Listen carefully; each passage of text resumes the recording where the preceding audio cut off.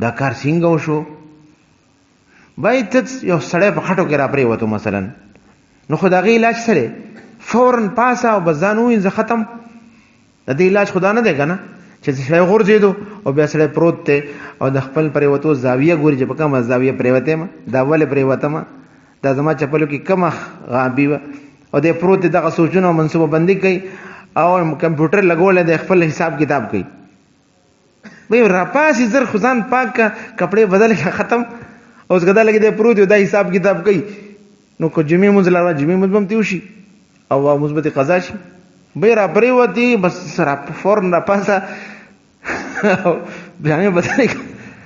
بعض خلک راپوځي که نه خوا دې خوا ګوري، خوا دې خوا ګوري چا قورې لیده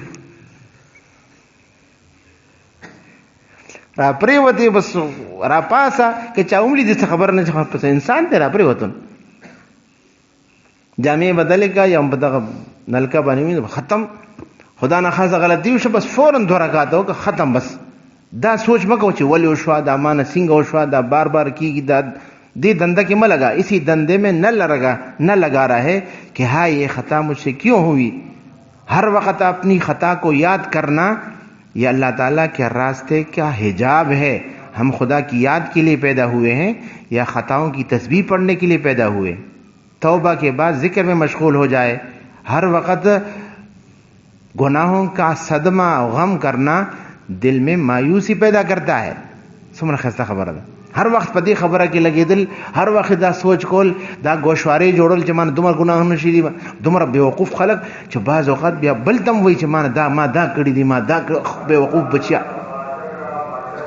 پلار دې بېوقوف دی. خلکو ته ولې وایې ته؟ خلکو ته دا خبرې ولې کوې چې ما دا کړي دي، ما دا کړي دي، ما دا کړي دي، ما دا کړي دي. دا بوډا پنشنیر چې دی که نه، دی د خپل کرپشن خبرې بیا کوي، موږ داسې به والدوانې کول، داسې به وانې کول. ظالمه دا ته څه کوې؟ توبه پې وباسه، دا چا نه دې وانه کړې ده، دا واپس که ورته. که هغې نه معلومېږي د هغې رشته دارانو ته وګوره، رشته دارانو ته واپس که هغې هم پته نه لګي، ټول مړه شوي پته، د هغې په نامه صدقه که. دا ته څه کوې؟ خلکو ته ولې وایې ته؟ دومره پورې د شریعت حکم دی، تا نه مونځ قضا شوی، نو خلکو مخکې مونځ مه قضا کوه، یو طرف ته یې قضا کوه چې خلکو ته پته ونه لګي چې لکه ته وګوره د مونځ قضا شوی. قربان د شریعت څومره زموږ د عزت دفاع کړې ده شریعت، چې بس مونځ قضا شوی د الله حق تا خراب کړی دی، خراب شوی دی دنه، نو اوس یو طرف ته یې قضا کوه چې چا باندې دا ظاهره نه شي چې لکه دنه مونځونه قضا شوي دي. شریعت زما او ستا د عزت دومره خیال ساتي. نو بیا دا سړی راپاسي او د خلکو دوی چې ما خو دا کړي دي او ما خو دا کړي دي او ما خو دا کړي دي. دا هم نه دي ویل پکار خلکو مخکې زه ډېر ګناهګار یم. دا الله ته دا عرض کا، دا درخواست وکړه، دا تهجد کې پاسه په تیاره کې الله ته عرض وکړه چې خدای زه ګناهګار یم، ما ته معافي وکړي. خلکو ته دا مه وایه زه ګناهګار یم، خلکو ته دا مه وایه زه خو ډېر خطاکار یم. خلکو تا د خلکو جرم کړی دی، الله جرم کړی دی، الله ته درخواست وکړه، د خلکو د حق والی د خلکو ته ادا کا، او چا نه حق والی هغه نه معافي وغواړه چې ما نه غلطي شوې ده. خو دا خلکو کې اشتهار کول او خلکو مخکې چې د خپل ګناهونو تفصیلات بیانول دا د شریعت په نظر کې جایز نه دي. ځکه دا د مسلمان نه پرده اوچتول دي. تم مسلمانی نو ته خپله پرده ولې اخلې؟ زه او تم مسلمانان یو الحمدلله، نو ولې دا پرده ولې ځان نه اوچته کړي؟ الله پرده اچولې ده، نو بس په دې باندې شکر وباسه او بس الله سره خپل معامله صفا کړه. خلکو ته مه وایه.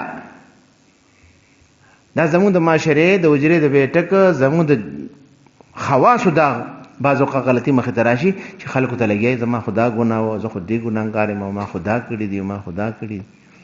د دین نه لرېوالي او د ناسمجۍ نتیجه ده. نو حضرت فرمایي چې توبه دې وکړه، الله نه دې معافي وغوښته او باس بیا ته به دا ګناه نه یادې چې ما خو دا کړي دي، ذهن کې به هم نه راولې. بھئی الله فرمایي چې ان الله یحب التوابین، الله تعالی توبه کوونکو سره مینه ساتي. ويحب المتطهرین، کم کسان ظاهری صفایم کوي او باطنی صفایم کوي، د ګناهونو نه ځان پاکوي، الله هغې سره مینه ساتي. او التائب من الذنب کمن لا ذنب له، حدیث پاک کې رسول الله صلی الله علیه وسلم ارشاد فرمایي چا د ګناه نه توبه وکړه هغه داسې پاک شو گویا کې دا د ګناه کړې نه ده. تا ته قرآن او حدیث دا زیره درکې بیا ته ولې سوچونه کې چې دا ګناه به معاف شوي که به نه معاف شوي او ما خو دا ګناه کړې ده او ما خو دا ګناه دا خو الله سره بدګماني ده. انسانانو سره بدګماني جایز نه ده، ته الله سره بدګماني کې. نمبر 1. نمبر 2 دا چې سړی بار بار ګناهونه یادوي، په زړه زړه کې یادوي، چاته وایي نه زړه کې ګناهونه یادوي، دا ګناه او دا ګناه او دا ګناه او دا ګناه، نو د دې یو اثر دی سړی مایوسه شي. سړی مایوسه شي چې یاره بس زه خو ډېر ناکارمان خو داسې کار نه کېږي، مایوسه شي، عمل پرېږدي. دا 2 غټ غټ نقصانات. بلکې 3 چې ګناه اظهار خلکو چاته کوي نو پردم ځان نه اوچتوي، بے پردې کېږم. د دې وجه نه حضرت فرمایي چې ګناه خطا نه دي کول پکار، نفس تقاضا کنټرول کول پکار دي، د نفس تقاضې مخالفت پکار دی. ذکر، تلاوت، 2 رکعاته، یاران دوستان، ملګري، مور پلار، ورونو خویندو سره سړی غپ شپ شروع کی، کتاب راوالي، یا کم از کم د مرګ یو منظر ځان ته یاد کی، د قبر، د آخرت، د ځن کدن، دا چې کوم یقیني مراحل مونږ ټولو باندې را روان دي. الله دې موږ تاسو ژوند کې برکت واچوي. الله دې هر مرحله کې موږ تاسو ته عزت سره کامیابي را نصیب کړي په خپل فضل او کرم سره.